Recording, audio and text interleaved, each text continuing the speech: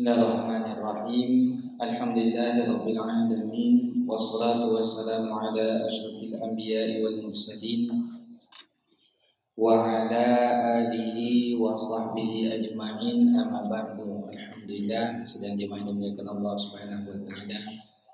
Pada kesempatan ini kita coba untuk mentadabburi selingan kajian kita, mentadabburi surat Az-Zariyat dimulai dari ayat 24 sampai 30. Tapi ayatnya pendek. Ada juga nanti satu ayat tapi satu halaman. Ini ayatnya pendek.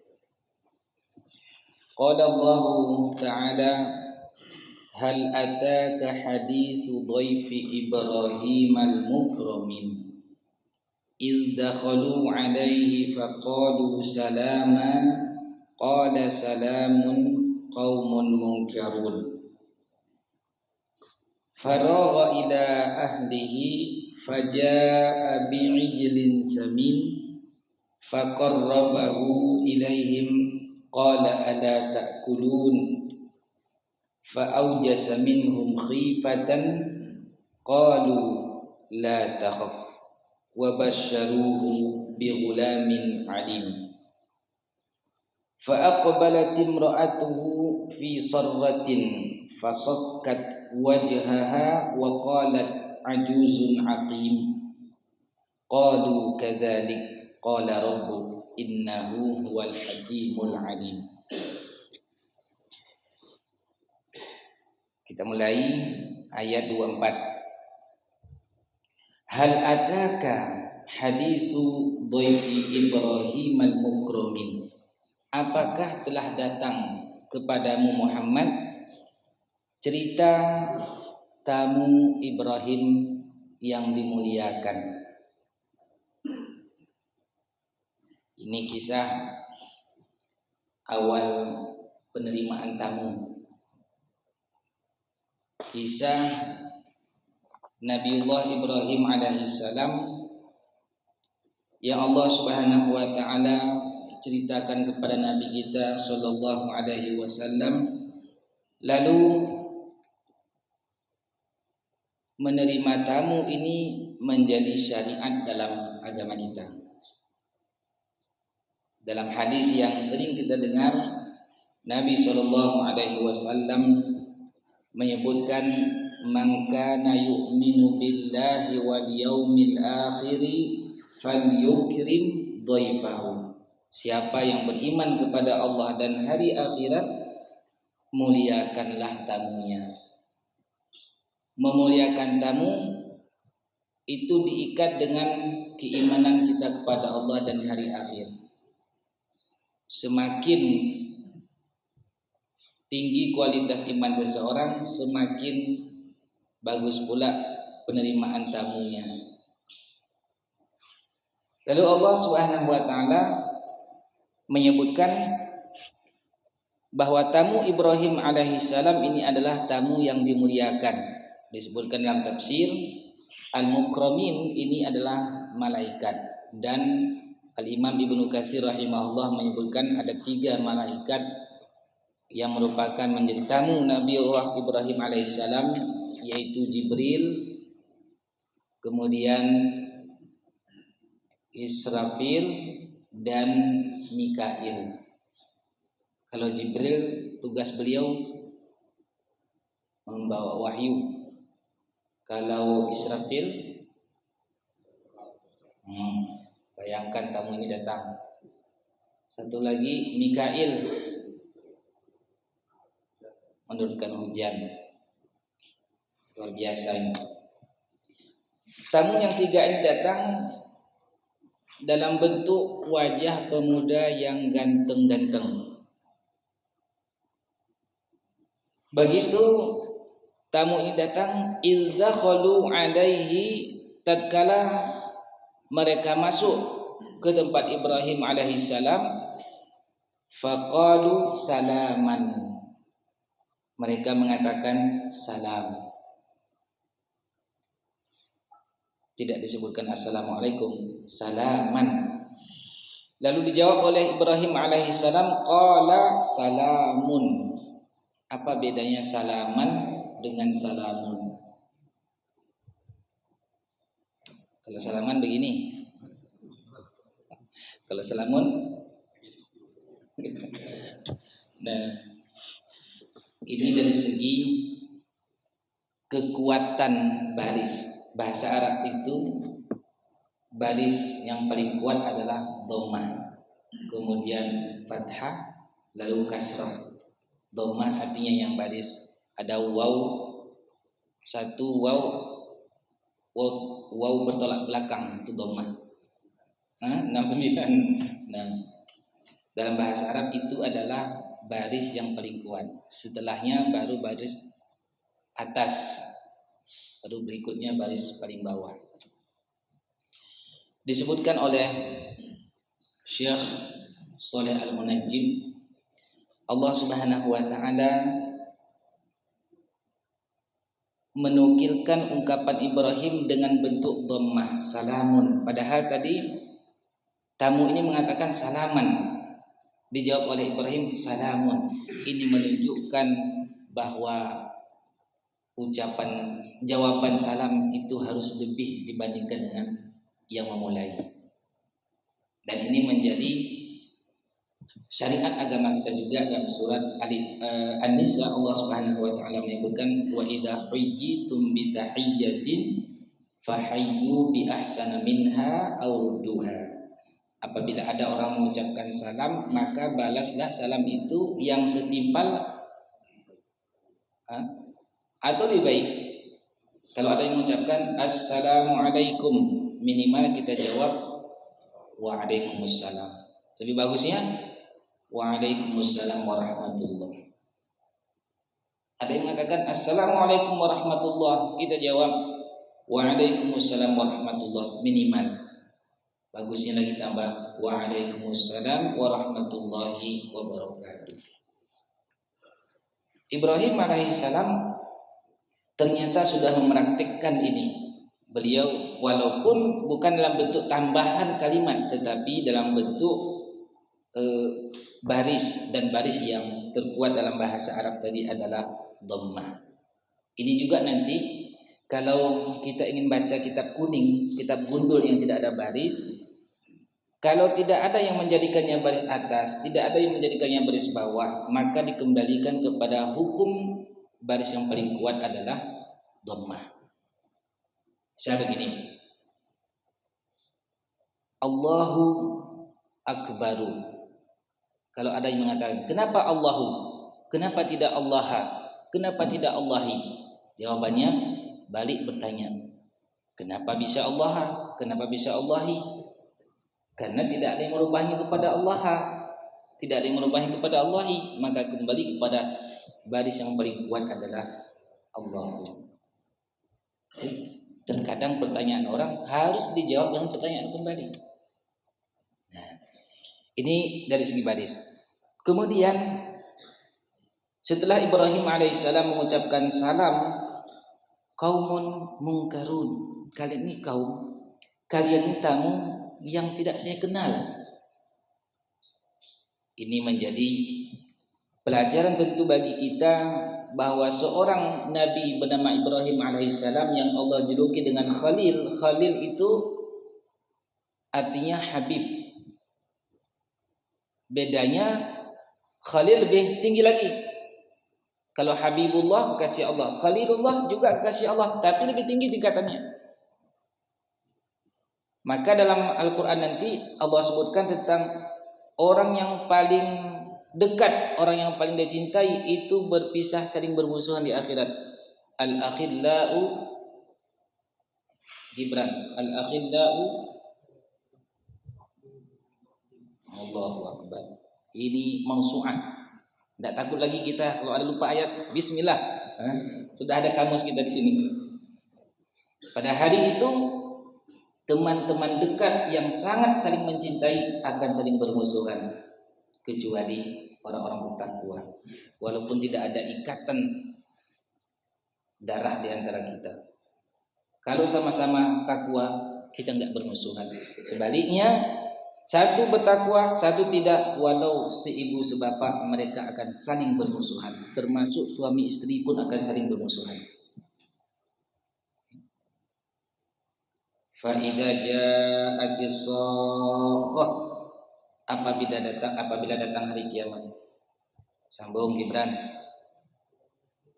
Yauma yafirul mar'u min akhi, hari itu seorang lari dari sahabatnya, teman saudaranya. Apalagi wa ummihi wa abi, ibu kita yang paling kita cintai, dekat dengan kita akan tinggalkan. Bapak kita akan tinggalkan, yang sudah banyak berkorban selama hidup kita akan tinggalkan. Wa sahibatihi wa bani, sahibah di sini pasangan hidup, istrinya dan anak yang sangat dia cintai, dia kandung selama 9 bulan, buah hatinya dia akan tinggalkan. Likulli imri'in minhum yawma idzin sya'nu yughni, setiap orang sibuk dengan urusannya. Disitulah nanti menjadi sebuah kebahagiaan bagi orang-orang yang sama-sama bertakwa, sama-sama, walau tadi bukan satu darah, satu keluarga. Kita lanjut. Qala salamun qaumun munkarun. Ibrahim alaihissalam mengatakan, kalian ini adalah kaum yang saya tidak kenal, kaum tidak kenal. Tetapi sini juga menjadi pelajaran bagi kita bahwa menjamu orang itu tidak mesti kita kenal dahulu. Tidak mesti. Jangan sampai ada seperti masyarakat yang didatangi oleh Khidir dan Musa alaihissalam. Itu masyarakat yang sangat pelit, tidak akan menerima jamuan kalau nggak kerja di kampung itu. Jangan sampai tempat kita seperti itu. Mau dijamu, kerja dulu, mencat rumah saya dulu. Ibrahim alaihissalam walau tidak dikenal kaum ini, tamu ini tetap dilayani. Hebatnya lagi, faragha ila ahlihi, diam-diam beliau tinggalkan tamu itu, pergi ke istrinya. Disebutkan dalam tafsir, perginya seperti mundur gitu, supaya tidak diketahui. Apa tujuannya? Disampaikan ke istri untuk masak. Kata Syekh Shalih Al-Munajjid, ini menjadi adab bagi orang yang menjamu. Ketika datang tamu, tidak usah tanya mau makan apa, tidak usah. Mau makan siang, tidak usah. Langsung sediakan. Datanglah bi'ijlin samin. Ibrahim alaihissalam tidak lama kemudian datang ke tamunya membawa ijlin, anak sapi yang masih segar, dagingnya masih lembut, dan sapinya itu kebalikan dari kurus, gemuk. Ini menunjukkan ketika kita menjamu orang, berikan hidangan yang terbaik. Bukan sisa-sisa dikasih, yang terbaik. Kemudian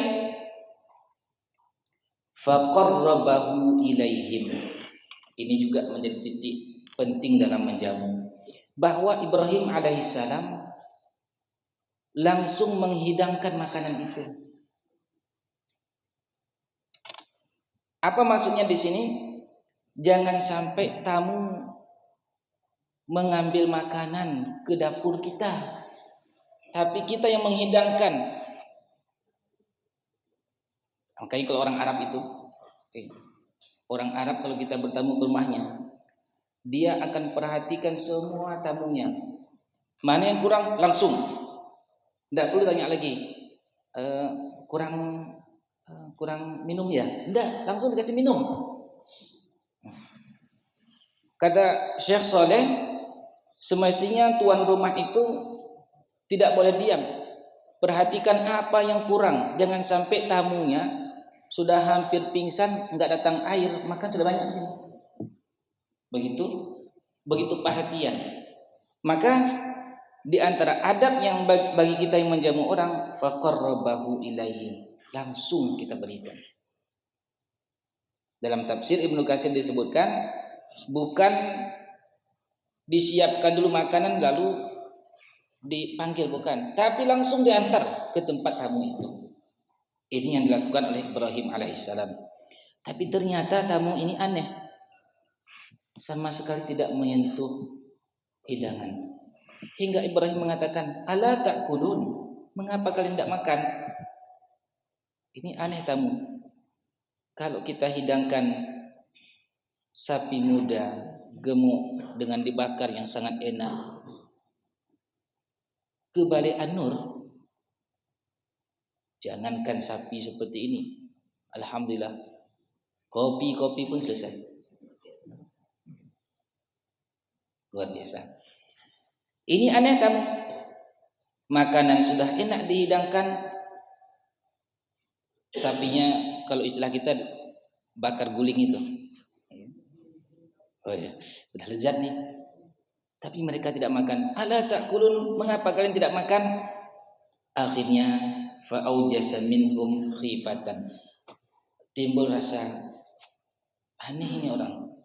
Tidak cukup aneh bagi Ibrahim, sudah muncul rasa takut. Jangan-jangan macamlah apa gerangan ini? Takut. Begitu sedang gundah gulana Ibrahim alaihissalam, berkatalah tamu ini, la takhaf, jangan takut. Ternyata tamu ini tadi 3 malaikat tujuan singgah sejenak ke rumah Ibrahim alaihissalam menuju ke kampungnya Nabi Lut. Apa tujuan ke kampung Nabi Lut? Ada satu proyek besar, membolak-balikkan kampung itu. Disebabkan oleh penduduk kampung melakukan dosa yang sangat hina dina. Laki-laki suka dengan laki-laki. Maka oleh karena itu juga jemaah sekalian, bila ada manusia di zaman kita ini mengikuti langkahnya kaum Nabi Lut, kita harus risau. Karena ketika Allah Subhanahu wa taala menurunkan hukuman kepada mereka, semua kampung itu bisa kena. Allah gambarkan tentang kampung itu, faja'alna 'aliyaha kibran, faja'alna 'aliyaha, Allahu akbar. Kami jadikan bahagian atas kampung itu, negeri itu menjadi bawah, bawahnya menjadi atas. Begitu hancurnya kampung tersebut. Ketika mendengarkan penjelasan dari tamu ini, barulah Ibrahim alaihissalam merasa tenang hati. Oh, wajar mereka tidak makan, karena memang bukan dari golongan kita manusia. Di sini juga menjadi pelajaran bagi kita bahwa Nabi sekalipun itu tidak tahu yang gaib. Kalau seandainya beliau tahu yang gaib, beliau biasa saja tidak akan menghidangkan makanan tadi, karena malaikat tidak memiliki nafsu makan seperti kita makan. Kalaulah tingkat Khalilullah Ibrahim alaihissalam, kekasih Allah yang dekat dengan Allah, saja tidak tahu yang gaib, maka pendustalah para dukun-dukun durjana. Ya. Pendustalah mereka kalau mengatakan tahu yang gaib. Dan kasihanilah orang-orang yang masih percaya kepada dukun-dukun. Ya. Sering kita sampaikan contoh nyata, tapi tidak boleh disebutkan orangnya. Contoh saja, ketika seorang pasien kehilangan barang lalu pergi ke dukun untuk mencari barangnya. Karena dukunnya hobinya merokok, dan rokoknya yang warna merah itu, yang tidak ada filternya, rokok apa namanya itu? Begitu hendak merokok, dia cari mancisnya, koreknya, nggak dapat. Udah capek dia cari mancisnya. Berpikirlah pasien ini, kalau koreknya saja dia nggak tahu, bagaimana mau cari barang saya hilang? Akhirnya tersadarlah pasien itu. Ya. Begitu juga ada orang pergi ke dukun cari jodoh, padahal jodoh dukunnya pun gak cantik. Kalau seandainya dukun itu bisa mendatangkan jodoh, dia akan ambil calon jodoh kita itu. Begitu lagi ada orang ingin jadi calon DPR, bupati dan seterusnya, pergi ke dukun, dukunnya nggak pernah jadi bupati. Ini aneh bin ajaib. Kalau datangnya ke mantan bupati, datangnya ke mantan DPR, itu bisa diajak diskusi, ambil cara belajar bagaimana cara yang paling bagus, tidak menyogok misalnya. Itu bisa. Ini lari kepada orang yang tidak pernah jadi bupati, tidak pernah jadi DPR. Ibrahim alaihissalam, nabi yang dekat dengan Allah, tidak tahu yang gaib, karena memang yang gaib itu hanya milik Allah Subhanahu wa taala. Qul la ya'lamul ghaiba, Ibran. Qul la ya'lamul ghaiba illallah. Katakan Muhammad, kata Allah, tidak ada yang tahu yang gaib kecuali Allah. Ini akidah kita. Setelah itu apa? Ternyata malaikat ini memberikan kabar gembira kepada Ibrahim. Wa basyaruhu bi ghulamin alim. Mereka memberikan kabar gembira kepada Ibrahim akan kelahiran seorang anak yang alim. Itulah Ishaq alaihissalam, anak dari Hajar atau Sarah. Kalau anak daripada Hajar, Ismail. Ismail ini dijuluki bi ghulamin halim.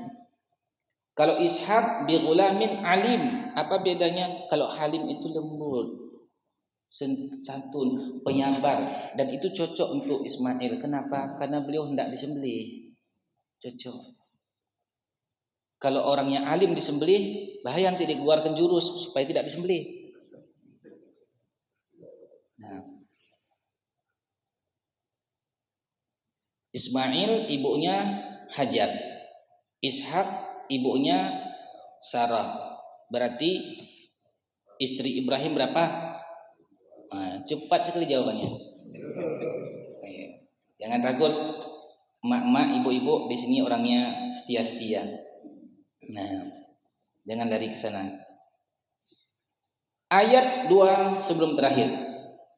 Ketika tamu ini memberitakan akan kelahiran anak, istri Ibrahim, Hajar, Sarah, itu keheranan. Sampai serratin, seperti orang tercekik di sini. Fasokkat wajhaha, dipukul wajah. Itu tanda ya. Tanda di antara bedanya laki perempuan. Kalau perempuan itu sedih, kalau laki-laki sedih itu menutup matanya. Kalau perempuan sedih menutup mulut. Kalau perempuan nangis ditutup mulut. Kalau laki-laki menangis sedih ditutup mata. Kenapa? Karena perempuan cerewet.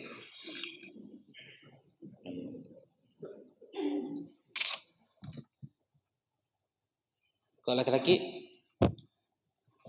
karena mata laki-laki ini jahat. Jahat laki-laki matanya. Maka ketika menangis dia lari ke sini. Saking herannya ini istri Ibrahim alaihissalam, heran. Waqalat, sambil mengatakan, ajuz, saya ini sudah tua. Bukan tua saja, hakim, di masa muda pun saya sudah mandul. Gak mungkin. Di masa tua sudah divonis beliau itu mandul. Ini sudah sedang renta. Dikabarkan akan ada anak, lahir anak. Dan anak ini alim, orang yang berilmu. Lalu malaikat alaihissalam, tamu ini mengatakan, qalu kadzalik, demikianlah. Qala rabbuk, Rabbmu telah mengatakan, innahu huwal hakimul alim, sesungguhnya dialah Allah yang maha bijaksana, tahu kapan cocok untuk seorang ayah dan bunda mendapatkan anak dan kapan tidak cocok. Setiap ketetapan Allah itu kebijaksanaan Allah Subhanahu wa taala. Boleh jadi di masa muda kita Allah belum berikan keturunan karena Allah tahu jika keturunan itu dilahirkan di masa kita masih muda, ternyata kita tidak kuat mendidiknya. Dan Allah tunda buah hati tersebut sehingga pasangan suami itu, istri itu menjadi siap untuk mendidik anaknya. Boleh jadi dengan alasan-alasan yang lain yang Allah Subhanahu wa taala Maha mengetahui dan Maha bijaksana. Inilah beberapa poin penting dalam kisah Ibrahim alaihissalam dalam menyambut tamu tersebut, yang menjadi inti dalam masalah tamu ini adalah bagi kita yang akan menjadi tuan rumah hendaknya mencari yang terbaik yang bisa kita hidangkan kepada tamu tersebut. Dan kata Imam Ibnu Katsir rahimahullah, seorang tuan rumah itu tidak perlu menanyakan mau makan siang atau tidak, mau makan malam atau tidak, langsung dihidangkan kepada tamu tersebut. Masalah nanti mau dimakan atau tidak, kita sebagai tuan rumah telah melaksanakan sunnah yang dimulai dengan sunnah Nabiullah Ibrahim alaihissalam lalu menjadi syariat dalam agama kita. Mudah-mudahan kita menjadi hamba-hamba Allah yang memuliakan tamu, mengikuti jejak Nabi kita sallallahu alaihi wasallam. Baik, alhamdulillah, jazakumullahu khairan wa barakallahu fikum, subhanakallahumma wa bihamdika asyhadu an la ilaha illa anta astaghfiruka wa atubu ilaik. Wassalamualaikum warahmatullahi wabarakatuh.